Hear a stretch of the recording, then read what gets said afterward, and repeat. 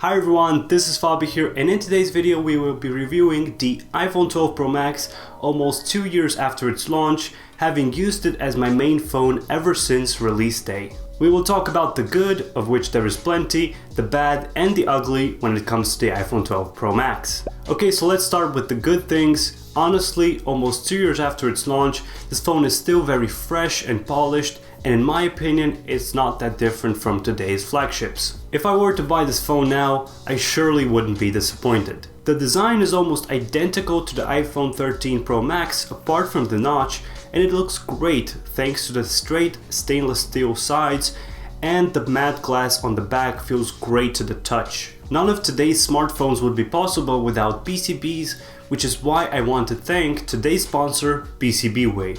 Let's hear a short message from them.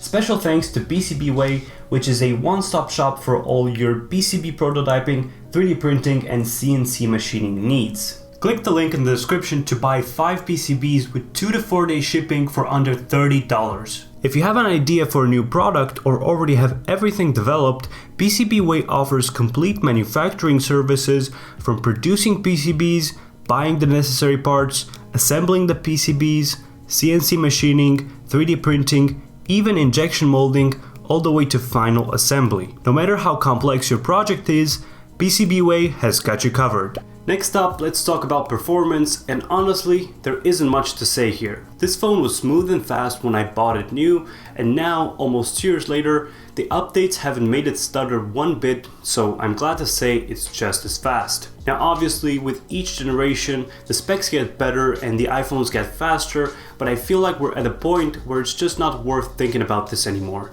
With iPhones nowadays, if you buy them close to release day, you can get 4 years of use out of them easily without any performance issues. In fact, my previous iPhone X, which is almost 4 years old at this point, is still being used by my mom, and whenever I help her out with her phone, I don't feel like it's sluggish at all. There is one thing though which keeps us from enjoying phones in general for this long though, but we'll talk about that a little bit later.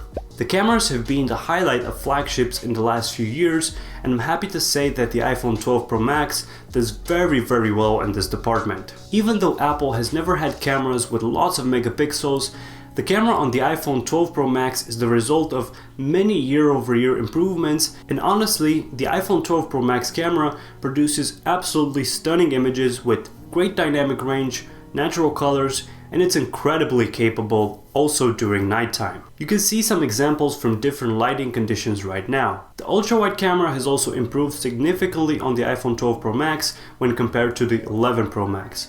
The colors look much closer to the colors reproduced by the main camera, and there's also night mode with the ultra-wide now. It's one of my favorite cameras as it allows me to capture more with a single shot, and I personally love the ultra-wide distortion, though I know some people don't like this. The 2.5x camera has great stabilization, but it only switches to this camera in well-lit scenarios. Another thing that the iPhone camera excels at is video taking. In fact, last month's video, which you can check out through a card which is going to appear on the screen right now, has been filmed on the iPhone 12 Pro Max, and I have no complaints. Also, the switch between the cameras is very smooth when filming, something that I can't say about the Androids out there. Last but not least, iOS has gotten to the point where I feel like there aren't any important features which are missing anymore.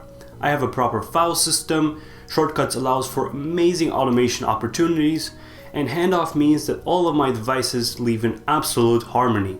Now we're getting to the bad stuff, and the first one is the 2.5x telephoto camera. We've had telephoto cameras in the iPhone ever since the iPhone 7 Plus, but I feel like Apple hasn't improved enough on this front. Yes, with the iPhone 12 Pro Max, Apple has bumped up the magnification to 2.5x, and they also slightly improved the performance of the camera during poor lighting conditions, but this just isn't enough when you look at the competition. If it's somewhat dark, you can forget about it. The phone automatically switches to the main camera instead. I personally have quite a few use cases for a telephoto camera in my day-to-day life, such as taking photos from airplane windows and taking pictures of distant cell towers, but the 2.5x zoom just isn't enough for any of this. I think that Apple should have bumped up the magnification to around 4 to 5x, at which point it would have become really useful and in my opinion, a 10x camera like we see on other competitors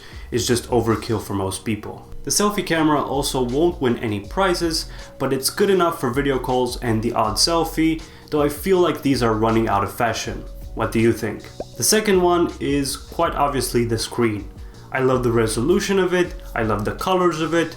What I don't love about it is the refresh rate. This phone was released in late 2020, and for a flagship of that time, it's pretty unexcusable to come out with a phone that doesn't have 120Hz refresh rate. Come on, Apple. The third one is the speakers, though this is more of a wish than a complaint. While we do have stereo speakers through the use of the earpiece as a secondary speaker, the volume just isn't loud enough when you crank it up to the max. It would be great if flagships were on the level that entry-level Bluetooth speakers like the JBL Flip were a couple of years ago.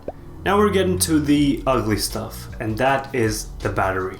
It's such a shame that a phone this good has a battery that lasts perfectly fine during the first year and a half, and then it just starts deteriorating really fast. At first, the phone would easily last me the whole day, even on days where I was away from home taking lots of pictures, so on days that I would consider to be quite heavy on the battery. Now, during days like these, I switch up my use between my iPhone and the Android phones I carry on a daily basis in order to make sure that my phone is still on at the end of the day. Yes, I am a heavy battery user on such days, but this is the Pro Max. This is the absolute best variant Apple has to offer, and it should handle such days, no questions asked. My battery health sits at a disappointing 84% after trying to be gentle on the battery by charging it up at 5 watts most of the time, no wireless charging, by not using it below 20% unless absolutely necessary,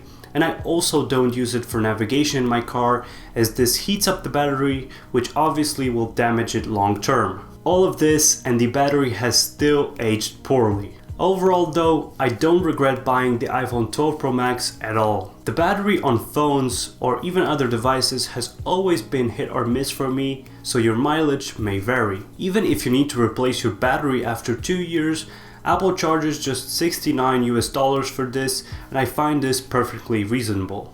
This will allow you to use your iPhone at its fullest for about 4 years in total, as I discussed about at the beginning of the video. For me though, because I enjoy having the latest and greatest when it comes to tech, I'll upgrade to the new iPhone in fall, and I'll pass the 12 Pro Max to my family. Fingers crossed though that the next generation of iPhones will have a battery life which is similar to that of the iPhone 13 Pro Max. Anyways, thank you guys for watching. If you're thinking about buying an iPhone 12 Pro Max, you can do so through the link I've put in the description down below. If you enjoyed this video, make sure to like it, subscribe, and hit the bell icon so you don't miss any future videos. I'll catch up with you in the next video. Stay tuned.